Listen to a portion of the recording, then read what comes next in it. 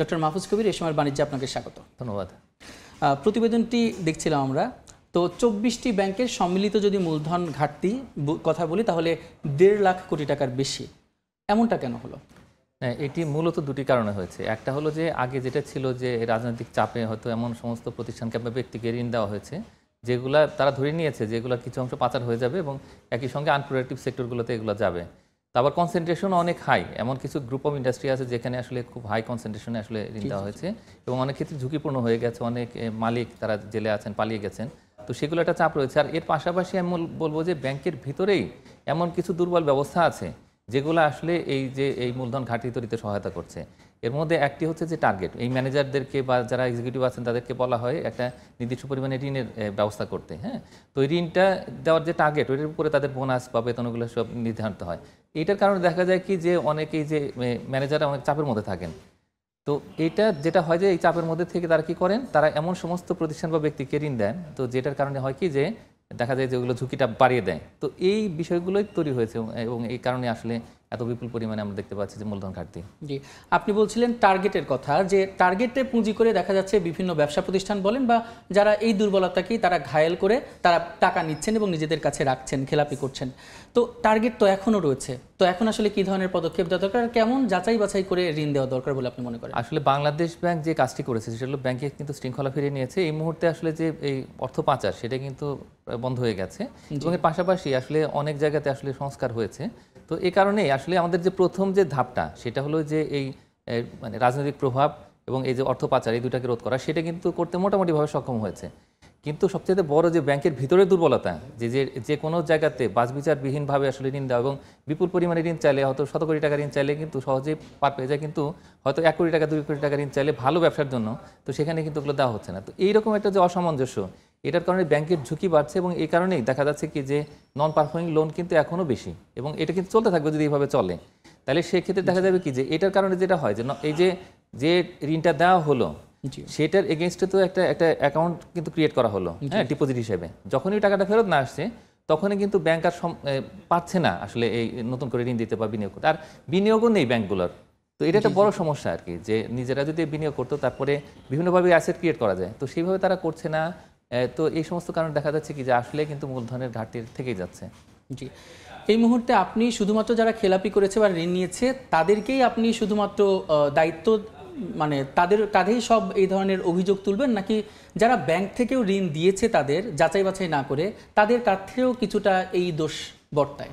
অবশ্যই আমি মনে করি যে আসলে শুধুমাত্র এই যে রাজনৈতিক প্রভাব বা একই সঙ্গে যে কিছু গোষ্ঠী আছে যারা আগে যেটা করতো যে এটা অর্থ পাচারের জন্য আসলে ঋণ নিত, তো সেইটা যেহেতু এখন নেই, সুতরাং এখন এই গভীর যে সমস্যা সেটাতে হাত দিতে হবে, যেটা স্ট্রাকচারাল প্রবলেম বহুদিন ধরে ছিল কিন্তু সেটার দিকে আমরা নজর দিইনি।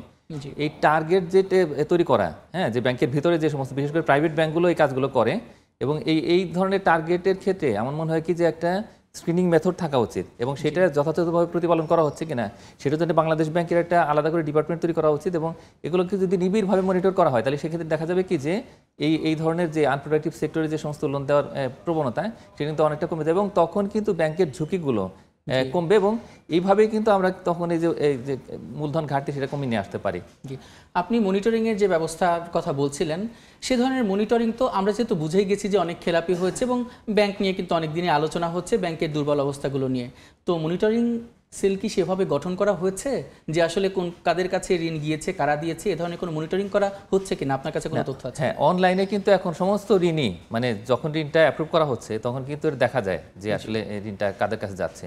কিন্তু সমস্যা হচ্ছে কি যে ব্যাংকের ভেতরের যারা কর্মকর্তা তাদের জন্য যে সমস্ত টার্গেট ওগুলোর কারণে আসলে আগে যেটা হতো যে ধরেন পলিটিক্যাল যে পার্সনগুলো আছেন কারো প্রভাবশালী সেগুলো চিহ্নিত করে তখন কিন্তু এটার বিরুদ্ধে ব্যবস্থা নেওয়া হয়তো সম্ভবত, এখন এটা করা হচ্ছে।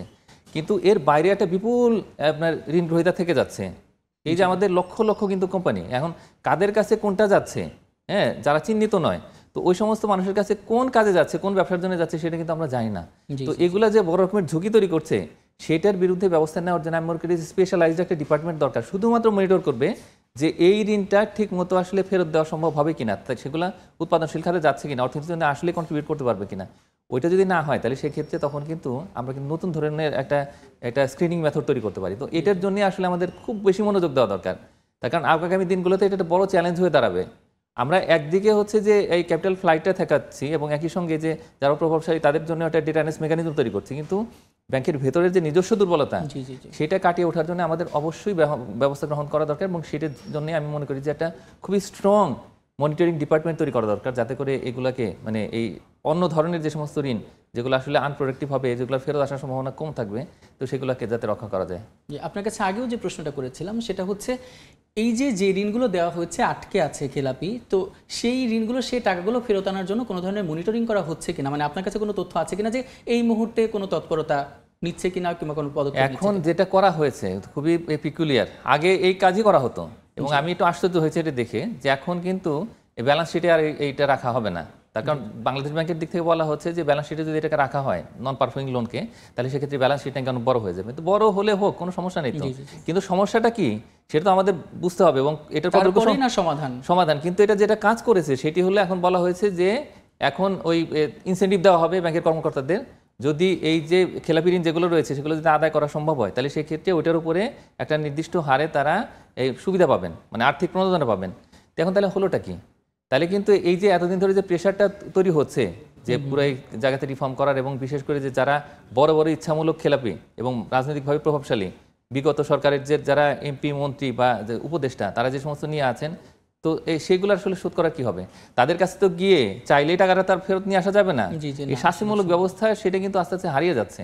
আমি মনে করি যে এটা একটা বড় রকমের চিন্তার বিষয়, উদ্বেগের বিষয়। তো এখন এই জায়গাতে আমি মনে করি যে এই শুধুমাত্র ইনসেন্টিভ দিয়ে হবে না, বড় বড় যারা খেলাপি, যারা হচ্ছে বসে আছেন খেলাপি করে এবং তাদের বিরুদ্ধে কোনো ব্যবস্থা নেওয়া হচ্ছে না, এটা আরো দেখা যায় তাদের বিরুদ্ধে যে ব্যবস্থা নেওয়া হয় একটা সরকারের আমলে, সেই সরকারের আমলে দেখা যায় সেটার নিষ্পত্তি হয় না, তারপরে পরবর্তী সরকার আসে, তারপর দেখা যায় সেটা আবার ভুলে যায়, নতুন একটা ইস্যু চলে আসে। তো এইটা আসলে কঠোর হাতে দমন করা উচিত, আর এর জন্য একটা কঠোর ব্যবস্থা নেওয়া হচ্ছে। যে 24টা ব্যাংকের কথা বলছিলাম অনিশ্চয়তা রয়েছে, সেই 24টি ব্যাংকের মধ্যে কিন্তু ইসলামী যে 5টা ব্যাংক মার্চ করা হবে সেই 5টা ব্যাংকও রয়েছে। তো আসলে আপনার কাছে প্রশ্ন যে এই মার্চ করা ছাড়া কি আর কোনো উপায় ছিল না? হ্যাঁ, মার্চ করার কথা আমরা বলছি অনেকদিন ধরে। এই যে 5টা ব্যাংকের কথা বলা হয়েছে মার্চ করার, সেটা আমি মনে করি যে ভালো উদ্যোগ। হ্যাঁ, অল্টারনেটিভ যে সমস্ত ওয়ে আছে সেগুলো তো আমরা চেষ্টা করছি, তার কারণ তাদেরকে কিন্তু কন্টিনিউয়াসলি এই বাংলাদেশ ব্যাংক এই তারল্য সহায়তা দিচ্ছে, কিন্তু তারা উঠে দাঁড়াতে পারছে না। তাদের মধ্যে কেউ কেউ হয়তো এই যে আমানত সংগ্রহ করছে গ্রামে গঞ্জে থেকে, কিন্তু আমানতটাও কিন্তু একটা দায়। হ্যাঁ, এবং এই যে তারল্য সহায়তা সেটাও দায় ব্যাংকের জন্য, তো সেটা তো পরিশোধ করতে হবে। সুতরাং এই ব্যাংকগুলোর উঠে দাঁড়ানোর জন্য এই মার্জার অ্যাকুইজিশন একটা ভালো পদ্ধতি এবং সারা পৃথিবীতে পরীক্ষিত পদ্ধতি। কিন্তু কথা হচ্ছে যে এটা নিয়ে আমরা যত দেরি করব ততই কিন্তু সমস্যাগুলো বাড়তে থাকবে এবং দায় বাড়তে থাকবে। এই অ্যাকুইজিশনটা হলে তখন কিন্তু তারা নিজেরা একটা কম্বাইন্ড পলিসি তৈরি করতে পারবে এবং তখন এই বাংলাদেশ ব্যাংকের দিক থেকে যে দুশ্চিন্তা সেটাও কমে যাবে। একটা সমস্যা আছে, সেটা হচ্ছে যে তাদের যে শেয়ারগুলো আছে বাজারে সেটার কনভার্সন রেটটা কী হবে, তো তখন তো একটা শেয়ার হবে। তো সেটার জন্য আসলে আমাদের যে সিকিউরিটি অ্যান্ড এক্সচেঞ্জ কমিশন তাদেরকে কাজ করতে হবে, করে একটা ফর্মুলা বের করতে হবে এবং যদি কনভার্সনটা ঠিক মতো হয়ে যায় তাহলে যারা মালিক আছেন এই শেয়ারগুলোর তারাও কিন্তু মোটামুটি একটা স্বস্তির মধ্যে যাবেন। তাই আমি মনে করি যে আসলে ব্যক্তি স্বার্থের কথা বাদ দিয়ে আমাদের একটা সামষ্টিক স্বার্থ, অর্থনৈতিক স্বার্থ, ব্যাংকিং খাতের স্বার্থের কথা চিন্তা করতে হবে এবং সেভাবে করেই খুব দ্রুত আসলে এটার এই মার্জারটা হয়ে যেতে হবে। তো বিদেশি ব্যাংকের সাথে লেনদেনের ক্ষেত্রে কি ধরনের প্রভাব পড়বে? হ্যাঁ, ইতিমধ্যেই বিদেশি ব্যাংকগুলো কিন্তু বাংলাদেশের যে ব্যাংকগুলো, বিশেষ করে দুর্বল ব্যাংকগুলো, সেগুলো নিয়ে একটা প্রশ্নবোধক চিহ্ন তৈরি করেছে। এখন তাদের সঙ্গে মানে যে দুর্বল ব্যাংকগুলো রয়েছে বা যাদের মূলধন ঘাটতি রয়েছে তারা কিন্তু সহজেই আর এই যে সমস্ত এলসি সেগুলো কিন্তু এই যে দাবি সেগুলো কিন্তু মেটাতে ওইভাবে পারবে না, তার কারণ তারা নিজেরাই বড় রকম সমস্যার মধ্যে আছে। তো এখন এলসিটা হচ্ছে কি, এলসিটা হলো যে আপনার তাদেরকে ঋণ দেওয়ার সক্ষমতা। তো এখন এই যে ব্যাংকগুলোর যে মূলধন ঘাটতি রয়েছে, এই মূলধন ঘাটতির কারণে তারা কিন্তু এই যে ডেইলি যে অপারেশনগুলো এবং বিজনেসের যে লেন্ডিং ফ্যাসিলিটি সেগুলো কিন্তু তারা দিতে পারছে না। তো এই সমস্ত কারণে বিদেশি যে ব্যাংকগুলো তারা কিন্তু খুবই স্ট্রিক্টলি কমপ্লাই করে এই সমস্ত বিষয়গুলো, যে যখন দেখা যায় যে ব্যাংকগুলো দুর্বল তখন কিন্তু সেই ব্যাংকগুলোকে অ্যাভয়েড করার চেষ্টা করে। 24টা ব্যাংক কিন্তু কম নয় এবং এই 24টি ব্যাংকের কিন্তু গ্রাহকের লভ্যাংশ দেওয়া নিয়েও অনিশ্চয়তা তৈরি হচ্ছে। তো এই ব্যাপারেও আপনার কি বলা আছে? হ্যাঁ, না অবশ্যই, এবং এটা কিন্তু শেয়ার বাজারে আরেক দফা নেতিবাচক প্রভাব ফেলবে। এমনিতেই বিনিয়োগকারীরা মুখ ফিরিয়ে নিয়েছেন শেয়ার বাজার থেকে, ক্ষুদ্র অনেক বিনিয়োগকারী তারা চলে গেছেন। এখন এই যে এই ব্যাংকগুলোর যেগুলো দুর্বলতা প্রকাশ পেয়েছে মূলধনের ক্ষেত্রে, তাহলে নিশ্চয়ই তার যেহেতু লভ্যাংশ দিতে পারছে না, অনেক সময় যেটা দেখা যায় যে আসলে লভ্যাংশ ঘোষণা করার পরেও সেটা কিন্তু পরিশোধ করা হয় না অনেক সময়। হ্যাঁ, তো এখন তারা দিতেই পারবে না বা ঘোষণা করতে পারবে না, তাহলে সেক্ষেত্রে তখন এই মুখ ফিরিয়ে নেবে বিনিয়োগকারীরা। তো এটা একটা বড় চিন্তার বিষয় যে একদিকে আমরা শেয়ার বাজারকে শক্ত করার জন্য অনেক চেষ্টা করছি, কিন্তু অন্যদিকে এই যে এতগুলো ব্যাংক তাদের যদি ডিভিডেন্ডটা না দেওয়া সম্ভব হয় তাহলে সেক্ষেত্রে বিনিয়োগকারী তো ওখানে যাবে না এবং শেয়ারগুলো কিনবে না। এটা একটা বড় রকমের অনিশ্চয়তা তৈরি করবে, মানে অর্থনীতিতে একটা প্রভাব ফেলবে, একটা নেতিবাচক প্রভাব ফেলবে। আপনার কাছে সামরিকভাবে একটি প্রশ্ন করতে চাই, সেটা হচ্ছে বিভিন্ন রাজনৈতিক প্রভাব বলেন, বিভিন্ন প্রভাবে দেখা যাচ্ছে যে ব্যক্তিগুলো আসলে ততটুকু ঋণ পাওয়ার যোগ্য নয়, যতটুকু যোগ্য তার থেকেও বেশি ঋণ দেওয়া হচ্ছে এবং দেখা যাচ্ছে ঋণ খেলাপিতে পড়ছে, দেশের অর্থনীতি ভঙ্গুর হচ্ছে। এই অর্থনীতি তো দেশের জনগণ কিন্তু কিছুদিন পর পর দেখা যাচ্ছে সংবাদ পাচ্ছে, তারা খবর পড়ছে এবং এটা সোচ্চার হচ্ছে, কিন্তু তারা উদ্যোগ নিতে পারছে না। তো এমন কি কোনো সংস্থা বা কোনো প্রতিষ্ঠান নেই বাংলাদেশে যারা নিরপেক্ষভাবে কাজ করবে যাতে দেশের অর্থনীতি ভঙ্গুর না হয় বা ব্যাংকগুলোর বা অন্যান্য খাতের এই ধরনের ধস না নামে বা বেহাল দশা তৈরি না হয়?